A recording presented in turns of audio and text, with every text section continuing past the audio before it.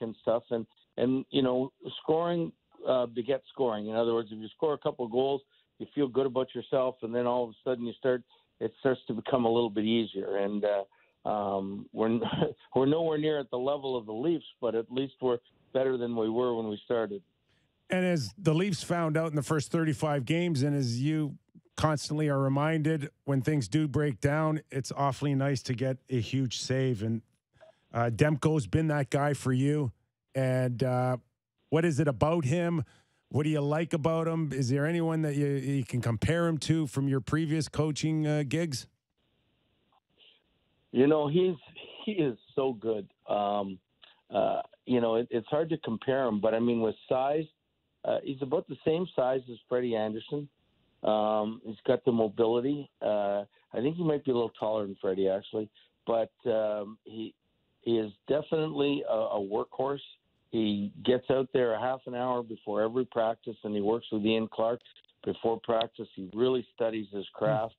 I've been blessed with having some really good young goalies, but he might be the best good young goalie that I've had. Yeah, he's exceptional, no doubt about that, and obviously kept you guys in a lot of games. He's just about the only name that we haven't heard in like trade rumors, and it's got to be annoying for you guys, frustrating. You're trying to climb into playoff contention.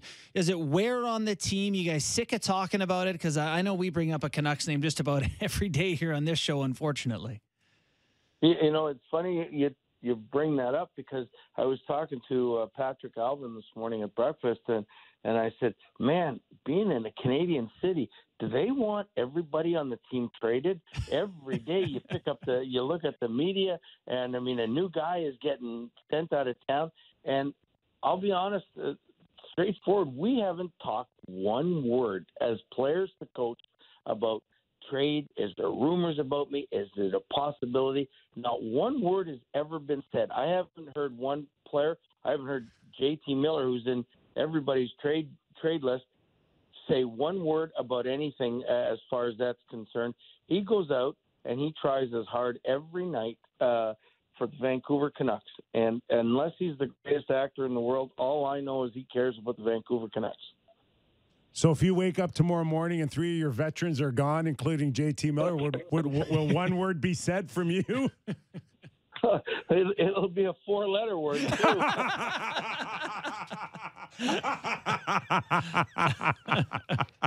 So you have no idea whether you're buyers or sellers. You're just paid to coach.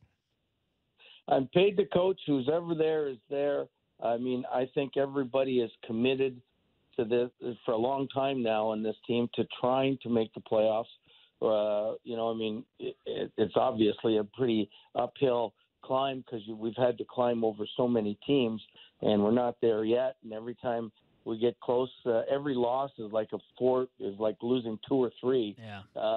But they come back, and the next game they play really good. So I mean, they believe that they've got a chance at this, and that's all that matters. Because if you get in, I've been on the other side when you have the best team in the world, and you get in and you face the eighth place team, and they beat you.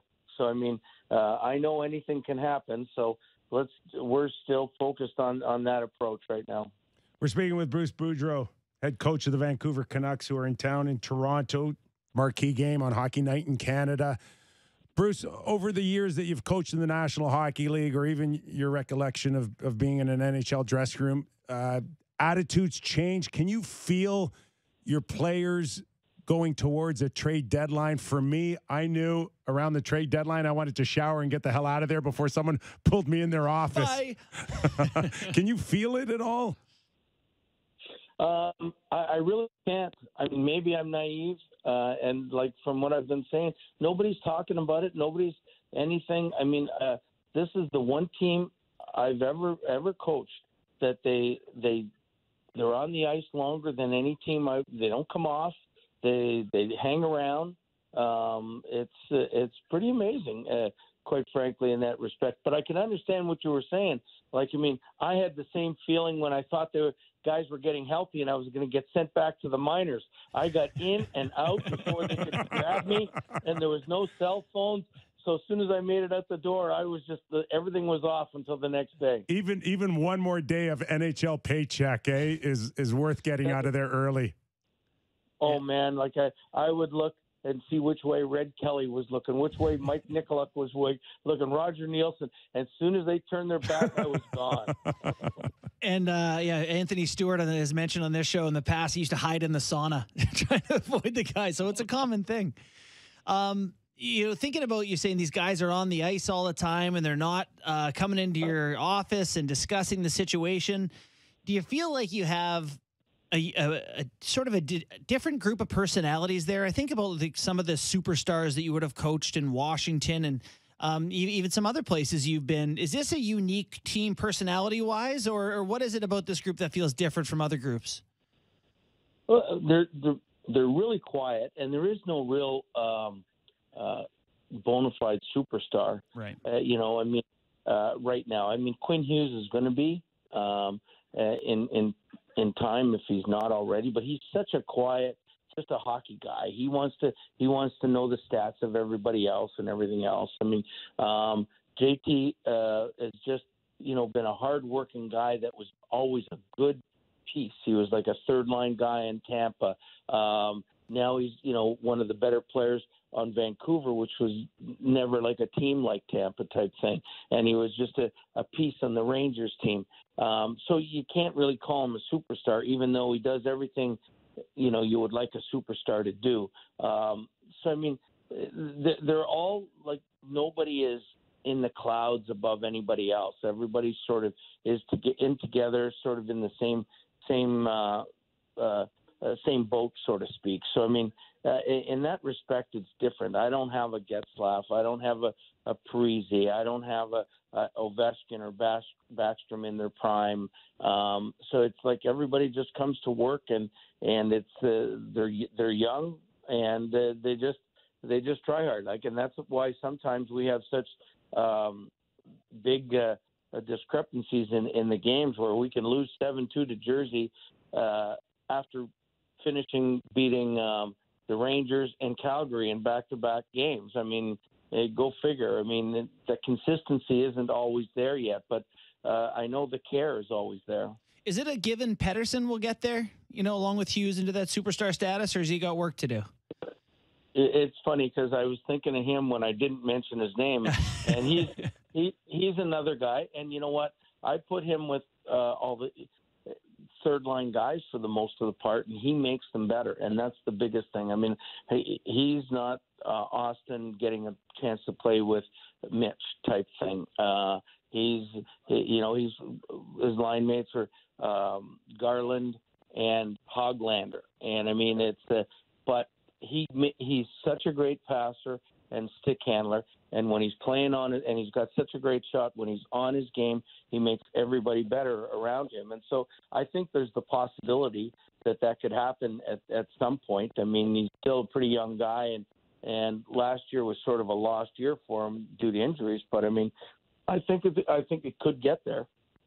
Bruce, a topic of conversation around Leaf Nation has been team toughness and whether they have it. And I would think as a coach, you going into your meetings tomorrow, you're reminding them that you can go run Morgan Riley or John Tavares and you won't get challenged too much. That would be my speech to them. Well, we don't have anybody to do that either. I mean, but today's game isn't like 1994 either. So it's a little bit different, but I mean, all I know when we talk about the Leafs is that when they played us, I was mesmerized at how fast they were and how good they were. And I mean, Demko stopped 50 shots that night. And if he wasn't absolutely on top of his game, they can embarrass you. They can embarrass you. They can embarrass you in a hurry. And which to my point was, I was really not happy to see what Buffalo did the other night. Right. Because we might be getting into a battle with a ticked off group tomorrow night, I think. But I don't know what they need. I mean, quite frankly, they're so good. I mean, if if they can stay away from injuries, I think they're going to be a pretty tough team to beat, even though when you look at that sinking division they're in, one of the two teams that they're going to play, it's either going to be Tampa or Florida, and those are great teams as well. Yeah. And that's something we've talked about in the show is like, we saw Tampa 2 games ago, Cirelli fights. Last game, Braden Point goes at a guy. They just have that willingness. Florida has Brown throws a hit in Ottawa, and 2 guys on Florida go to fight Brown. They use that willingness too. And we're trying to figure out just how important it is because the Leafs don't seem to have that element. Do you think it's crucial to have that to have success? I mean, I don't know. Quite frankly, I think it's always great to have it. Right. I think Tampa thought they needed it, and they went out and got some more grit, and they became really, cup winners. I think the Rangers didn't have it, and they went out and they got some grit, and now they're one of the best teams in the league. So, I mean, whether Toronto needs it or doesn't need it, I'm not the one to answer that question. As a coach, I always used to like to have it because when one of our guys would win a fight, I felt bigger because I never won a fight in my life. So it was always good. So, but I mean, like I said, I think I watch them every night. I mean, especially now that you're in Vancouver. I mean, we get them at 4:00 most of the time before our games. And so, and they still mesmerize me with their talent. So, I mean, they got enough talent to win any cup. Whether they get the luck to do it, and we all know, Nick, especially, as great a team as you guys were in '94, that you have to have luck to win this thing. So, I mean, it's going to take that to win. So, the best teams might not win, but the teams that everything falls in a row, like aligns properly, are going to get a chance to win the cup. Before we let you go, are you still doing your cameos